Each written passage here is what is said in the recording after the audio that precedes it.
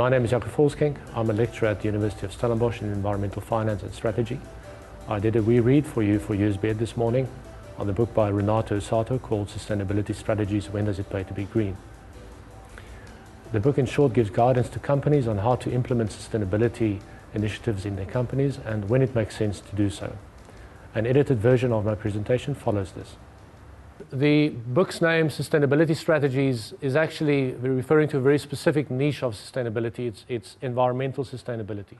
The book is split in three parts. The fundamentals part, the part that looks at competitive strategies, and the third part, which Marius Ungaro would say would look at blue ocean strategies. The first chapter is called When Does It Pay to Be Green, and it distinguishes between green as a commitment and green as a core competence. He also distinguishes between non-competitive strategies and competitive strategies, and we'll also give more attention to that. But at the basis of non-competitive strategies is the fact that companies can collaborate on issues which they don't normally differentiate on. The second type, or competitive strategies, means it's a zero-sum game. So my benefit is your loss. And that's the major focus of the book. There are certain strategies which could benefit society. So we're looking at environmental benefit, and you can also look at the benefit to business or private profits. So if you have a strategy that's right in the middle, that means it's an equal win for business and a win for the environment. So the gray area that you see there, those are the types of strategies which have a double dividend, if you want. So in chapter 2, he focuses more on what sustainability strategies are. The first strategy that I'll look at is the eco-efficiency one, and that's the last point on the previous slide. So if I could just briefly discuss this first framework, you've got the 4 strategies, and these are competitive strategies. In other words, companies will try to gain a competitive advantage through this. Those of you familiar with Porter will recognize the lower cost or differentiation. So briefly, companies can only make money by either making the product cheaper or selling it for more. That's the logic of it. And you could further distinguish, and this is again with a resource-based view, to distinguish between processes and products and services. So if you look at, well, I would like to optimize my operations to be lower cost, we call that eco-efficiency. If you say, well, I would like to optimize my operations in order to differentiate myself in the market, that's beyond compliance leadership. If I say, well, I would like to differentiate on green issues, that's eco-branding, and I think when people say, well, when does it pay to be green, that's usually the first one that comes to mind. That's the one that we're familiar with. And the fourth one is a very interesting one. Environmental cost leadership means you're not only the cheapest in the market, so it's your usual low-cost leadership, but it's also environmental leadership. So if we look at those 4 competitive strategies in more depth, the first one is eco-efficiency.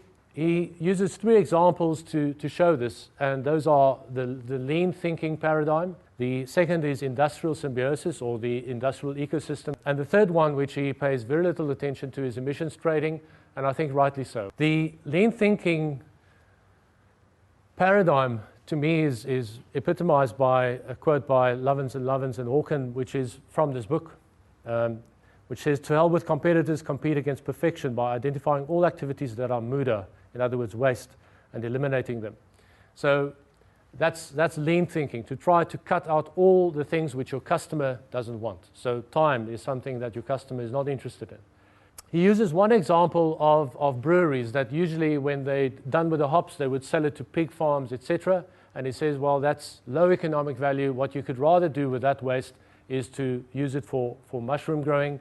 Now, unfortunately, I'm not a scientist, so some of you might say, well, this is total bull, but that's the example that he uses.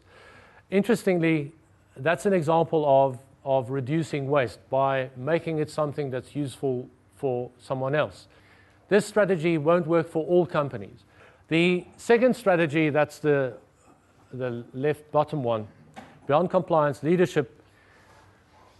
In some industries, your reputation is your license to operate. So your risk aspect is the biggest driver of your environmental strategy. He uses 2 examples, and they're very well written, very enjoyable to read.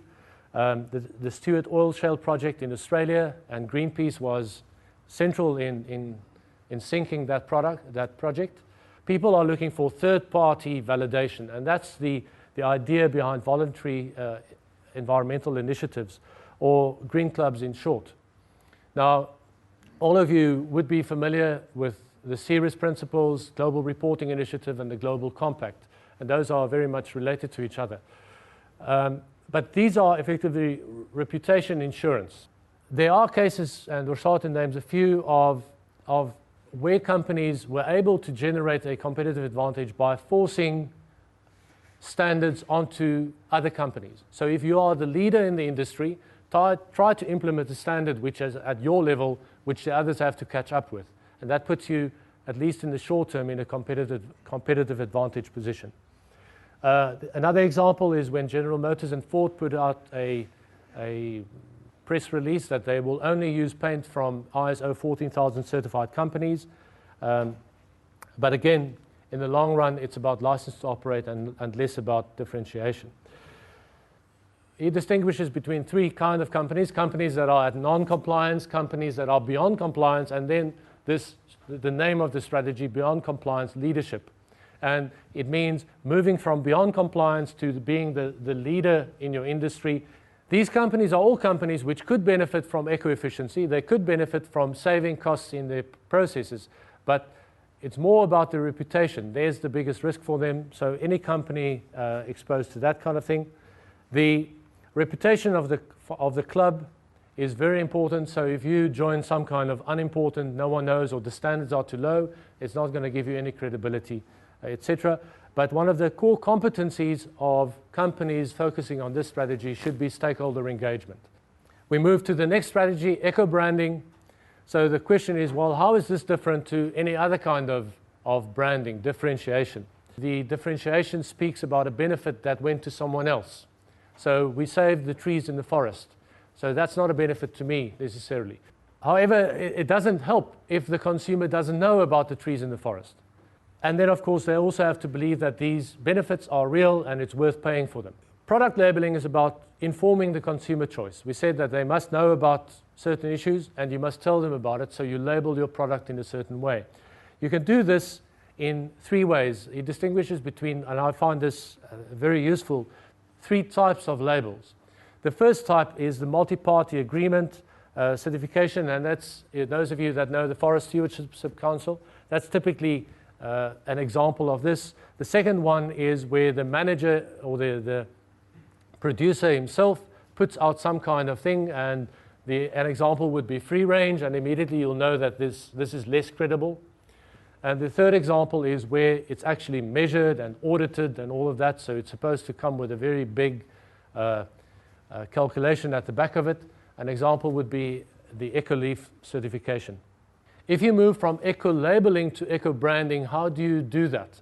And the example that Roshaten uses is the Anglermark, and that's a Swedish or, well, Norwegian at any sense, of a company that managed to, they're a retail group, and a lot of their products had the Anglermark on it, which meant that it had a lower environmental impact than the other products in their shop. And they did this extensively, and I think something like 80% of their products have this mark on it. It does what it should do, which is really important for this segment in the market. And it's also very difficult to imitate. With the first two strategies, we spoke a lot about business to business. With strategy 3, it's a stronger focus on business to consumer, because you have to appeal to the emotion of the person, and companies, as we know, don't have souls. So you can't really appeal to that aspect of a company. They're more rational about the decision. The fourth competitive strategy is the environmental cost leadership. And like I said before, it's, to me, my favorite. It's not only the lowest cost, but also the lowest environmental impact. He uses quite a few examples, but the most evident of these are the example of EcoLean, and those of you in for Fair Cape, I know there's a few of you. It's packaging which contains 40% carbonate, I think. Yeah.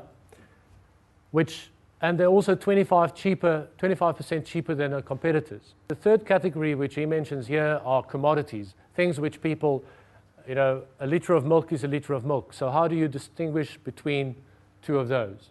And consumers don't really So that's why your environmental cost leadership comes into play.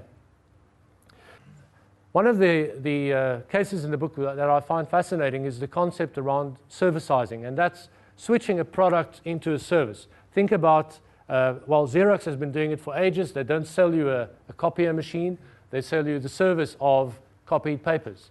So the machine remains theirs. You could do the same thing with a solar geyser.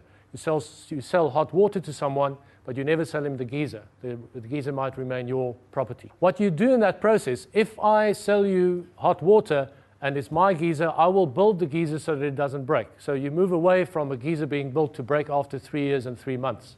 So part 3 of the book moves beyond competitive strategy to the space of blue ocean strategy. And he uses the car industry, and I'm not an expert on the car industry, so excuse me if I lie to you, but then Mr. Usato did, or Professor Usato did. The car industry is an example of a red ocean. In other words, a lot of players are playing for the same cake. Plant capacity, in order to make money in the car industry, you need to run at a capacity of 65%. Below that, you start losing money.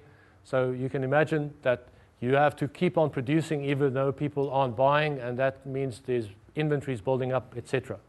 And typically, you're looking at an operational margin of 3.5%. So it's very, very competitive. What's really fascinating, and my students love this, is roughly 2.5 liters of every 100 liters that you put in your car is used to do what it should do, and that's getting you to work. The rest is getting your car to work. So what is the solution from the car industry? Well, let's make smaller cars because they're more fuel efficient. Let's use cleaner fuels, or let's implement alternative powertrains. And Usato says that none of those three would actually give you a competitive advantage. So you remain in a red ocean. So he uses 3 examples: station cars in Les Uleaux, which is a French city, where they've got 50 cars between 7 stations. And when you get out of the station, there are these cars which you can rent and you can use them as your own. And of course, there's a benefit for the station. There's a benefit for the electricity provider because these are electric vehicles, and the city also would want that for various reasons. The third example, and in Switzerland, this has been working for ages, the example of mobility, where they've got 2,000 cars and 80,000 users. And it's amazing how people can sometimes make a science of things. But the market they aim for is people that use a car for more than 2 hours, but they use it for less than 2 days. Back to the red ocean, blue ocean comparison. The blue line, which you can't see that clearly, is car sharing, and all the red ones are, well, the Prius, which is an alternative drivetrain, the Smart, which is a small car, and the Think, which is also an electric vehicle. And you can see that those 3 lines move very closely to each other. So it's not really providing any of those companies with a differentiation in the market. But if you spot the blue line, that's a definite different or a bigger difference to what the others offer. So Usato says, well, this could be a solution. It's a blue ocean. It's an area where there's no competition to move into. So in conclusion, Usato says, well, being green requires some specialization. It requires choice. Any of these 5 strategies that I've shown demands that you do something different. And it's a choice that you have to make. But he says that being green can align with stakeholders, and that's been clearly shown. When it pays is more important than whether it pays. You shouldn't expect, we've been having this debate for ages, does it pay to be green? And that's the wrong question. The question is, when does it pay to be green? What are the requirements for you to make money from this?